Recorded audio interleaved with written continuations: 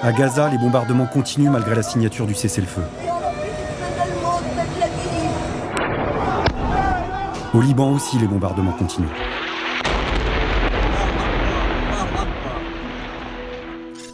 Lorsque nous avons mené notre entretien filmé avec Georges Ibrahim Abdallah et Salah Hamouri en septembre dernier à Beyrouth, il a été question de beaucoup de choses. Mais le plus frappant probablement a été de comprendre à quel point la lutte de libération nationale palestinienne se jouait aussi au Liban. Le Liban où près de 200 000 Palestiniens vivent en exil, répartis à travers tout le pays dans plus de 12 camps. Le Liban où ces camps de réfugiés portent aussi une histoire politique, faite de résistance et de tragédie, comme ce fut le cas à Sabra et Shatila. Le Liban, là où la guerre n'a jamais vraiment cessé.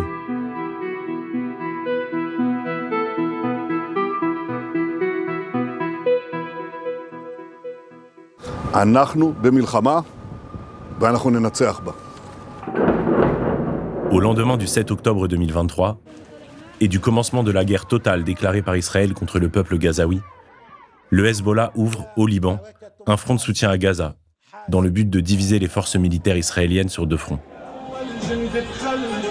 Cette organisation politico-militaire chiite, née au début des années 80, s'est imposée comme la force principale au sein de la résistance libanaise, au fil des guerres civiles et des invasions israéliennes qui ont ponctué les dernières décennies.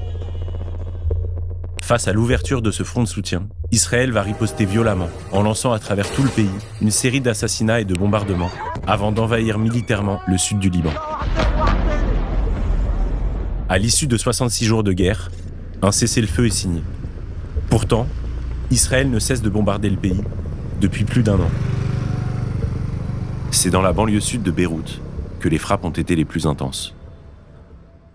Nous sommes dans le quartier de Har Tahrik, dans les locaux où se trouvait le secrétaire général du Hezbollah, Sayyid Hassan Nasrallah, ainsi qu'une partie de ses collaborateurs, le 27 septembre 2024, lorsqu'ils ont été bombardés par l'aviation israélienne.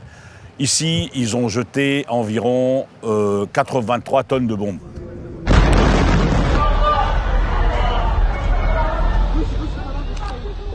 Cette attaque a eu lieu quelques jours après le début de cette campagne d'assassinats et de bombardements qui ont précédé l'attaque militaire israélienne sur le terrain, qui a commencé quelques jours plus tard. Cette campagne de bombardement plus l'attaque sur le terrain a duré environ 66 jours. C'est ce qu'on appelle ici la guerre des 66 jours. Bon, en fait, la guerre ne s'est jamais arrêtée. Ça a été à ce moment-là une guerre de haute intensité, suivie ensuite par une guerre de basse intensité qui continue. Comme vous le savez, le Hezbollah a ouvert ce qu'il a appelé un front de soutien à Gaza.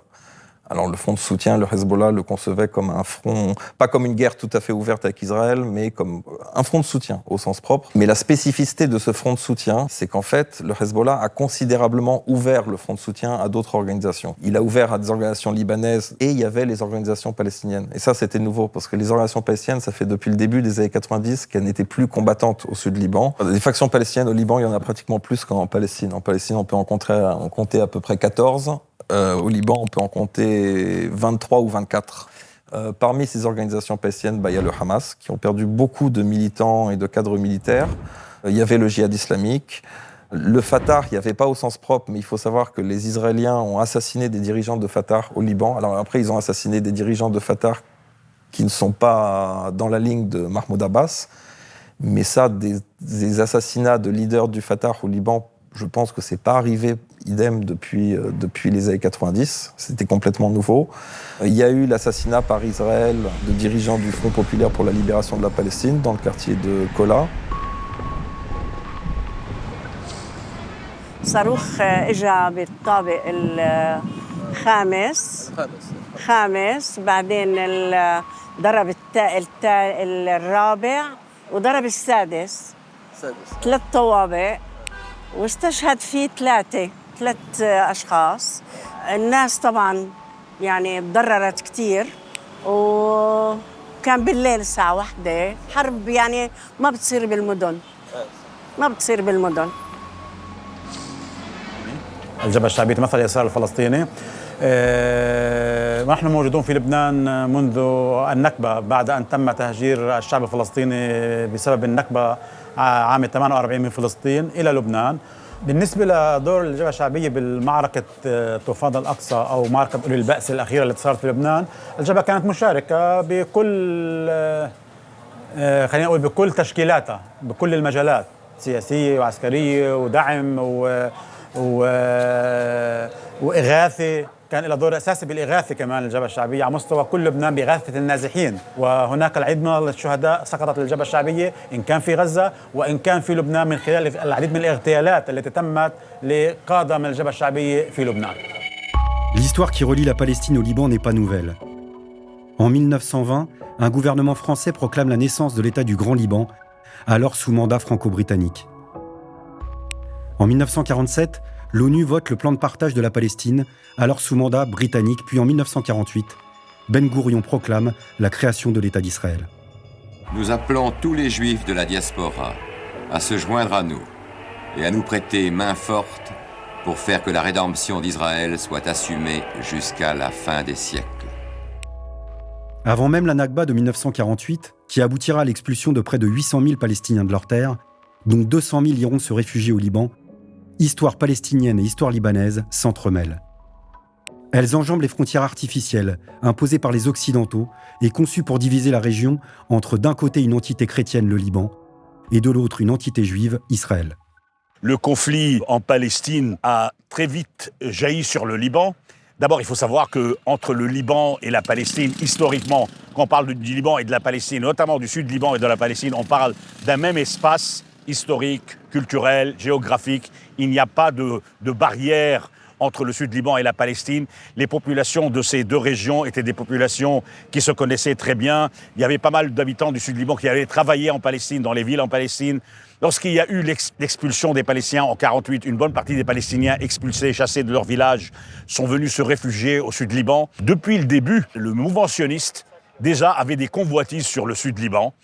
Ensuite, lorsqu'il y a eu la guerre de 1948, l'armée israélienne est rentrée dans le sud du Liban. Ils ont perpétré des massacres, notamment dans un village qui s'appelle Houla, qui est d'ailleurs surnommé Houla la Rouge, parce que c'était un village où il y avait beaucoup de communistes, etc. Ils ont perpétré un grand massacre en 1948 dans le sud du Liban.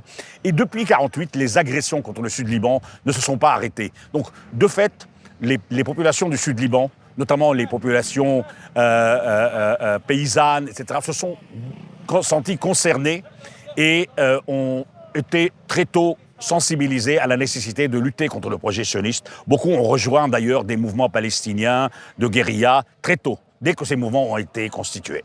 L'OLP et les organisations palestiniennes commencent à lancer des opérations armées contre Israël à partir du sud Liban très tôt. Mais on va dire l'installation officielle de l'OLP en tant que force politico-militaire, c'est vraiment après Septembre Noir, donc après 70. Et c'est une période d'ébullition au Liban, c'est-à-dire l'ébullition sociale. Par exemple, à l'époque, la communauté chiite est extrêmement pauvre. C'est la communauté la plus pauvre au Liban. Et on dit souvent l'alliance entre les Palestiniens et les chiites. On dit c'est l'alliance entre les déshérités de leurs terres, les Palestiniens, et les déshérités sur leurs terres, les chiites. Donc il y a eu des raisons sociales à cette alliance entre une partie des Libanais et des Palestiniens, c'est-à-dire vraiment une reconnaissance. Ou à Tripoli, Tripoli qui est une ville sunnite, etc., qui était une ville pauvre, abandonnée, dans laquelle effectivement les quartiers pauvres sunnites libanais se sont reconnus dans les réfugiés palestiniens et inversement. Donc il y a des vraies raisons sociales. Il faut rajouter ça, un contexte mondial qui est un contexte tiers-mondiste, révolutionnaire, qui fait qu'à l'époque, une partie des jeunes Libanais de ce qu'on appelle la nouvelle gauche, à l'époque, va aussi se reconnaître dans les Palestiniens, c'est-à-dire va se reconnaître dans les Palestiniens en tant que mouvement de libération nationale, l'émancipation des pauvres, l'émancipation des déshérités, etc. Il y a un véritable sentiment de reconnaissance dans la figure du réfugié palestinien qui devient en essence la vraie figure du révolutionnaire, quoi. La figure de cette révolution palestinienne, justement, a son lieu de mémoire à Beyrouth.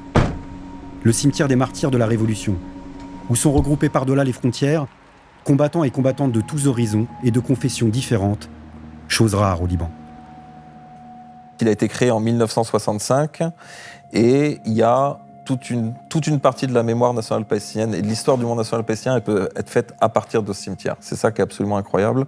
Dans sa dimension proprement palestinienne et dans sa dimension internationalisée, il y a des figures comme Hassan Kanafani, qui a été publié en France chez Actes Sud, qui est enterré là-bas, qui a été assassiné par le Mossad en 1972. Là, c'est la tombe de l'écrivain palestinien Hassan Kanafani, porte-parole du FPLP. Ça, c'est sa nièce. La voiture a été piégée par les Israéliens, ils sont morts ensemble. Elle devait avoir 16-17 ans, je pense. La Miss, elle est très connue. Elle cherche la tombe d'une copine à elle qu'elle l'a enterrée ici. Ah.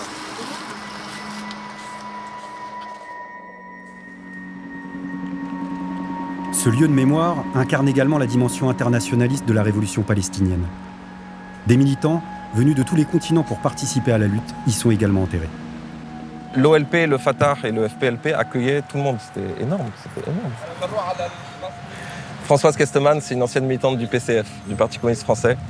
Et elle est partie comme infirmière au Liban à la fin des années 70 et elle est partie dans le camp de Rachidiyeh au sud, après la première invasion israélienne de 78, qui a été très sanglante. Elle est revenue en France, elle avait 2 enfants, je crois. Après, elle est repartie pendant l'invasion israélienne de 82 et là, elle a été encore plus choquée. Et elle s'est engagée dans les rangs du Fatah. Elle a fait un entraînement militaire avec Fatah. Et en 84, elle a mené une opération militaire avec Fatah par bateau. Ils ont affronté, sur un pneumatique, ils ont affronté un bateau israélien. Ils ont réussi à partir sur la plage. Sur la plage, il y a eu un combat qui s'est mis en place. Et elle a été tuée dans l'affrontement, donc en 84. Et elle a été enterrée ici avec les honneurs militaires de Fatah et de l'OLP. Ils la considèrent comme membre de Fatah. Au-delà du rayonnement de la lutte palestinienne à travers le monde, ce cimetière porte également les stigmates de la guerre civile, qui s'enclenche au Liban en 1975 et s'étalera jusqu'en 1990, opposant à la base les factions palestiniennes appuyées alors par la gauche libanaise aux milices phalangistes chrétiennes d'extrême droite. C'est à ce moment-là que le sort de la résistance palestinienne devient aussi une histoire libanaise. On ne se bat pas contre les chrétiens. Notre premier objectif est de soutenir la cause palestinienne et le second, c'est de réaliser nos revendications populaires. Le Fatah était une organisation palestinienne au Liban, mais au-delà du fait d'être une organisation palestinienne au Liban, il y a une véritable histoire libanaise du Fatah, dans le sens où il y a eu énormément de Libanais qui se sont engagés dans le Fatah, qui ont combattu avec le Fatah, qui sont morts avec le Fatah. Et idem dans le FPLP. Dans le FPLP, il y a eu des combattants libanais, des cadres libanais qui sont entrés dans cette organisation, qui ont combattu avec cette organisation, qui sont morts avec cette organisation, et l'interaction était totale. Le 16 septembre 1982 est l'une des dates les plus tragiques de l'histoire libanaise. Pendant 3 jours et sans interruption, plus de 3000 civils vont être traqués et exécutés par les milices phalangistes dans le quartier de Sabra et le camp de réfugiés palestiniens de Shatila. Ce massacre, qui fait suite à l'assassinat du président chrétien tout juste élu Bachir Gemayel, a été orchestré sous les regards complices de l'armée israélienne qui encerclait alors le camp, après avoir envahi le Liban quelques mois plus tôt, et des forces internationales de l'ONU, censées assurer la paix. أنا وقت ما صارت المجزرة كنت بالبيت هذا. كنا قاعدين بالبيت أنا و3 شباب. كنا مطلعين أهلي من هون. وقت ما راحوا الختايري وما رجعوش وبدأت تتوارد لنا القضايا شو اللي عم بيصير، كان في معنا بعض السلاح الخفيف، يعني سلاح فردي. طلعنا حاولنا مش نقاوم، ما كانت النية المقاومة، كانت النية تنبيه العالم تقدر تهرب. يعني شو بتصور عقلك صار فيها؟ بطون بطر إجرين، شق بطون وقيلان الجنين، تفنن بالقتل والإرهاب. يعني كانوا متقدمين من هون وكانوا جايين من طريق المطار من منطقة الترمبة، محطة البنزين إذا تمرقوا من جنبها بتشوفوها، كانوا جايين من هنيك.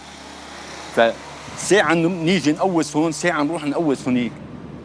Si ce massacre a été rendu possible, c'est aussi parce que la promesse de cessez-le-feu faite aux Palestiniens de Beyrouth n'a pas été tenue. Les camps de réfugiés avaient accepté durant l'été 1982 leur désarmement comme gage de paix, en contrepartie du départ annoncé des forces israéliennes. Le tout sous le contrôle des forces d'interposition de l'ONU, représentées ici par les forces italiennes.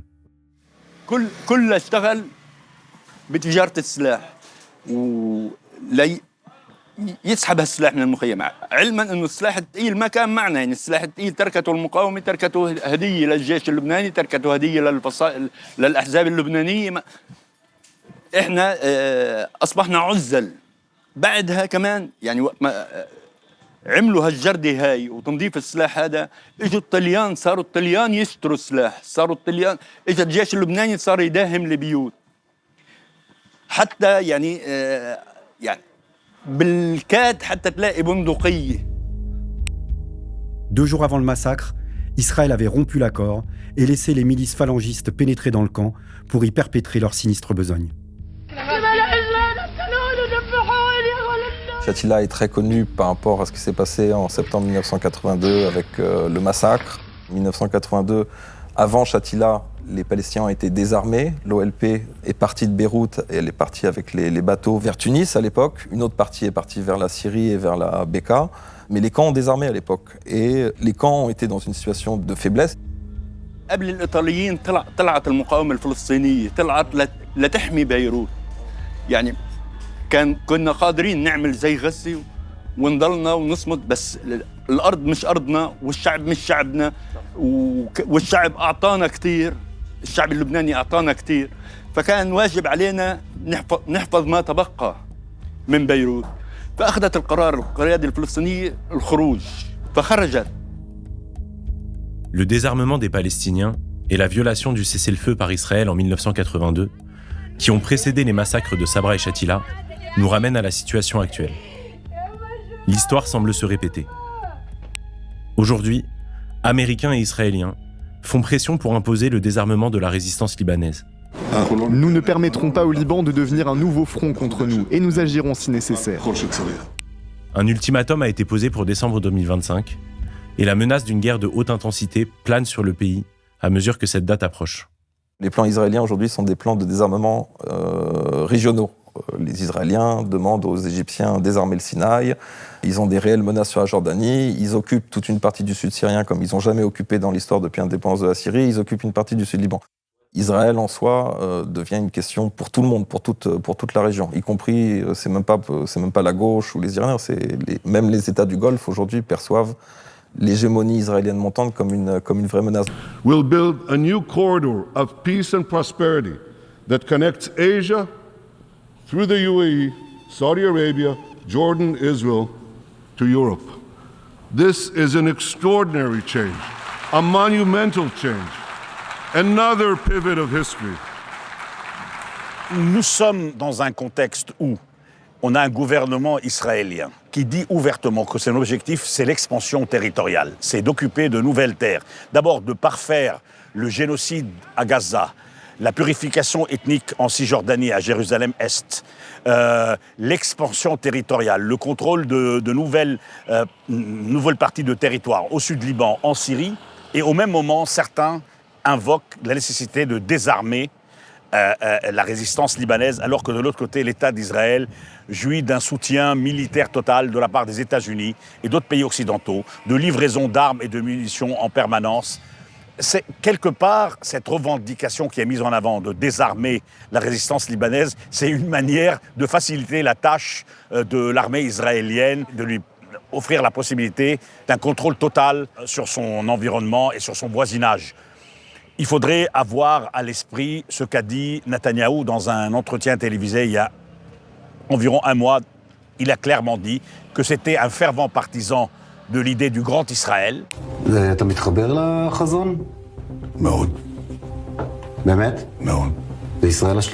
N'étant pas simplement la Palestine historique, ce grand Israël inclut aussi une partie conséquente du Liban, une partie de la Syrie, la Jordanie, et pas simplement la Cisjordanie, une partie du Sinaï et même une partie de l'Arabie Saoudite. Chez les Palestiniens, il y a une peur en disant le problème c'est que le Liban n'est pas un pays normal. Enfin normal au sens, c'est pas un pays stable. Et en cas de guerre, soit de guerre israélienne, soit d'invasion terrestre israélienne, ce qui n'est pas quelque chose Les Israéliens ont fait une intervention terrestre, mais assez limitée. Parce qu'elle a été arrêtée notamment par des combats très lourds avec le Hezbollah lors de la guerre des 60 jours. Mais rien ne dit que les Israéliens demain n'arriveront pas à Tyr, par exemple. Ils sont déjà arrivés à Tyr, ils sont déjà arrivés à Saïda, ils sont même arrivés à Beyrouth à une époque en 82. Si c'est le cas, qu'est-ce qui se passera? Qui protégera les réfugiés palestiniens? C'est leur question. بسط سلطة الدولة اللبنانية على كافة أراضيها وسحب سلاح جميع القوى المسلحة ومن ضمنها حزب الله وتسليمه إلى الجيش اللبناني. Le président du Liban, Joseph Aoun, qui s'est engagé à mettre toutes les armes sous le contrôle de l'État, a décidé de commencer le processus de désarmement par les camps palestiniens. Là où près de 200 000 réfugiés, répartis dans 12 camps éparpillés sur l'ensemble du territoire, continuent de vivre en exil dans l'attente du retour. Le désarmement des camps s'inscrit ainsi comme la première étape du désarmement total de la résistance libanaise et palestinienne dans le pays. On voit beaucoup d'acteurs internationaux et notamment des grands États occidentaux qui disent il faut désarmer les camps, il faut désarmer les camps, il faut désarmer les camps. Moi, c'est un peu la question aussi que je pose. Je dis si on désarme abruptement les camps, vous pouvez arriver à une situation d'anarchie totale et d'insécurité pour les réfugiés palestiniens. Quand on parle de la question des armes palestiniennes, il faut distinguer deux choses. C'est-à-dire il y a la question des armes dans les camps. Ça, c'est une chose. Les armes dans les camps, ce sont majoritairement des armes légères pour des fonctions de police et de sécurité quotidienne. Ou alors dans la conscience palestinienne des réfugiés, des armes pour se défendre éventuellement si on est attaqué, si on est attaqué par Israël, si on est attaqué par des groupes libanais hostiles dans le cadre d'une guerre civile, qui n'est pas là mais qui pourrait arriver. Mais les groupes armés, eux, ils n'ont pas lancé d'opération à partir des camps. C'est ça que je veux dire. Il n'y a pas de missiles palestinien qui est sorti d'un camp de réfugiés. La lutte militaire, c'est une chose. La réalité des camps avec leurs armes, c'est autre chose. La faction qui reste au niveau des armes, paradoxalement la plus forte, en fait, c'est le Fatah.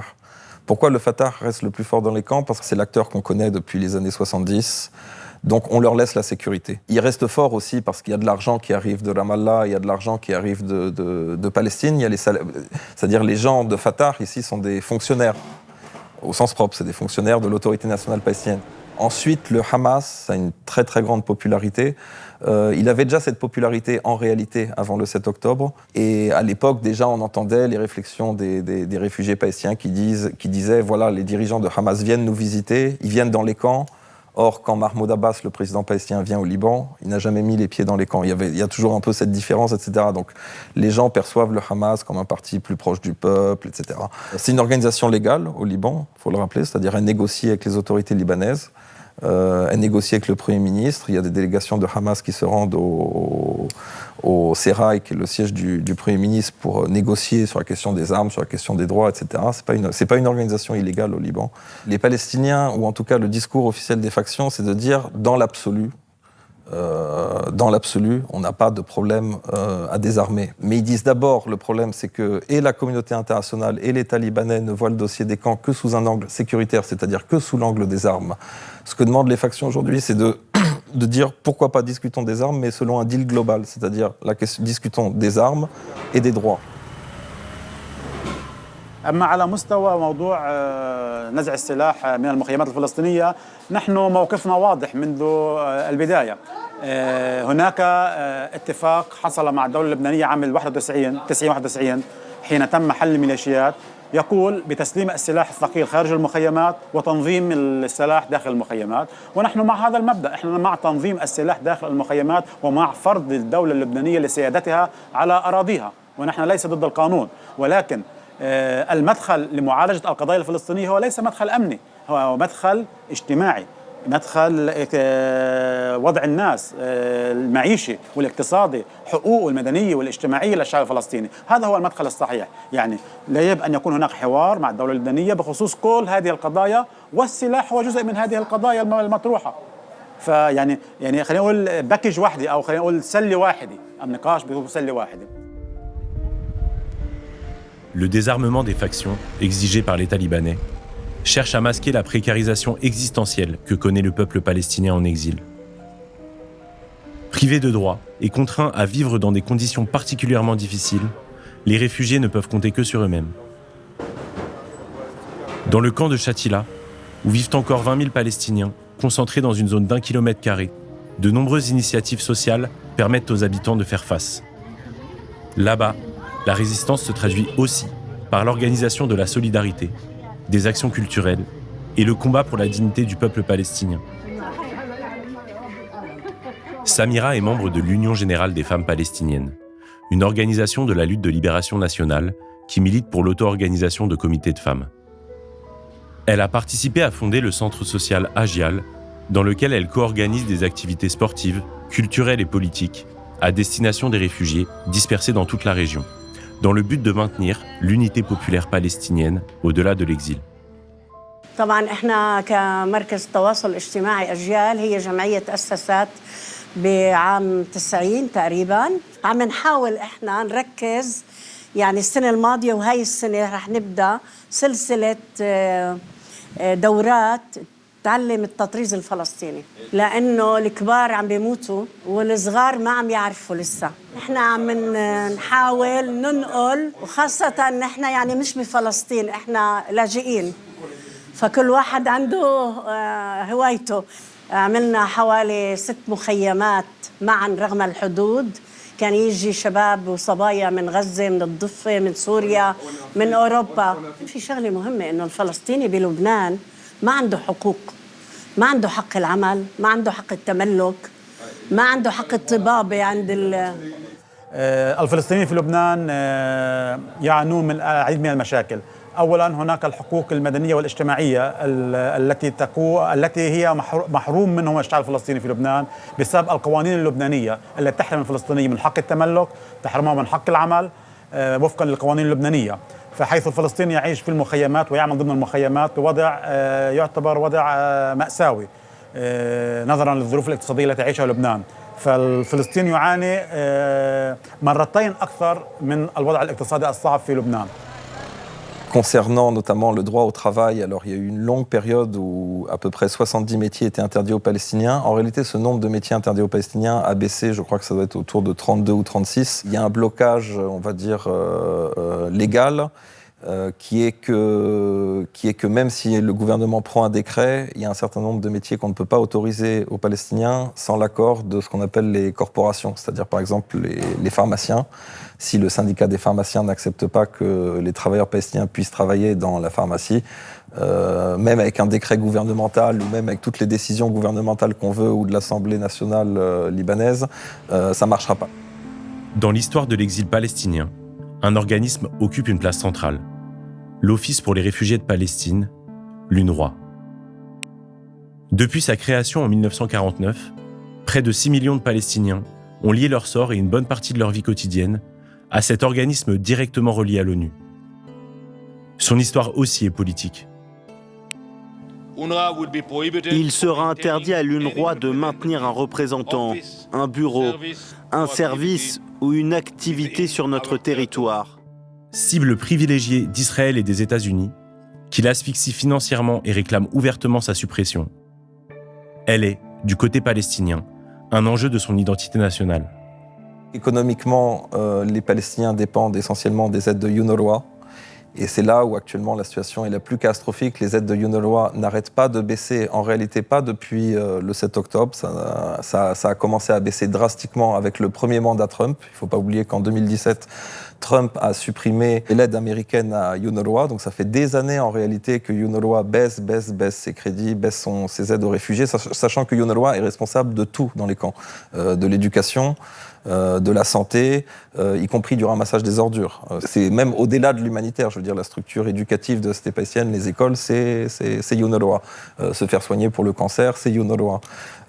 Se faire soigner pour une angine, c'est UNRWA. Tout ça est en train de baisser. UNRWA est obligé de choisir entre les patients. C'est ça qui est le plus dur et le plus cruel.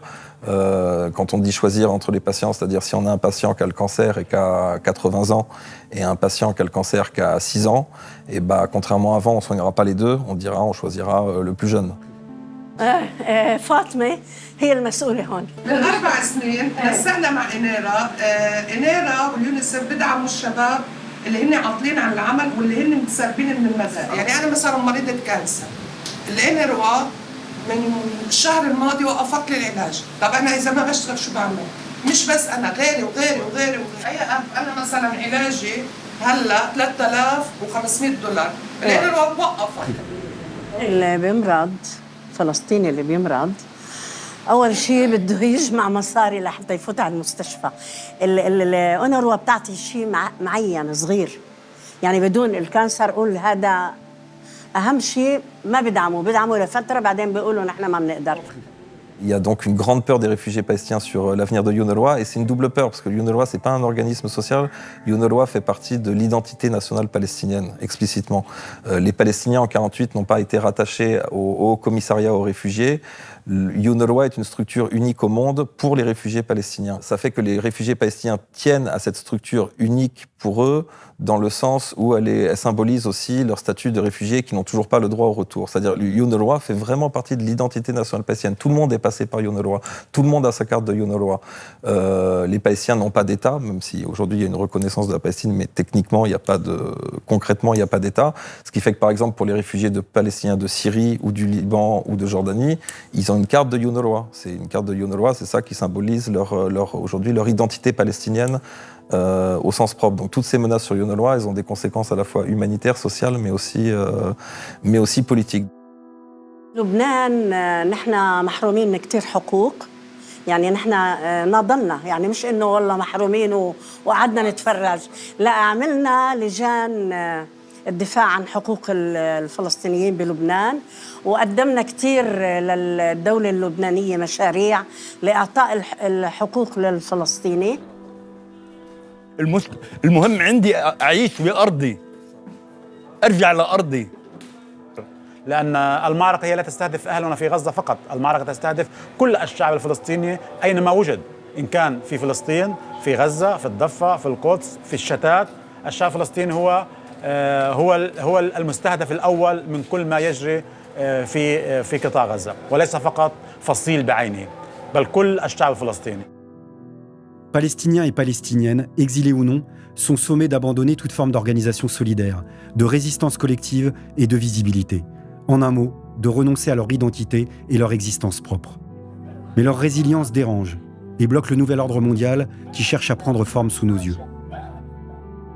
Le plan Trump-Netanyahou, qui vise à désarmer Gaza et prendre le contrôle administratif du territoire, s'inscrit dans une stratégie régionale. Et s'il marque une étape qualitative supplémentaire dans l'histoire de la prédation coloniale, il répète aussi, en les amplifiant, les épisodes précédents.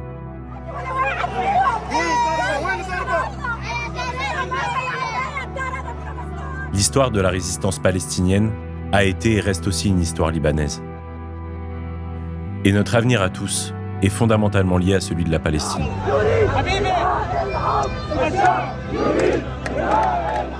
C'est ce que résume cette citation de l'écrivain révolutionnaire Hassan Kanafani, enterré au cimetière des martyrs de Shatila.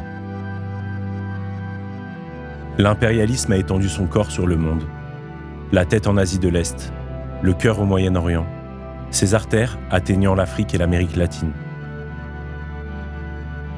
Partout où vous le frappez, vous l'endommagez et vous servez la révolution mondiale.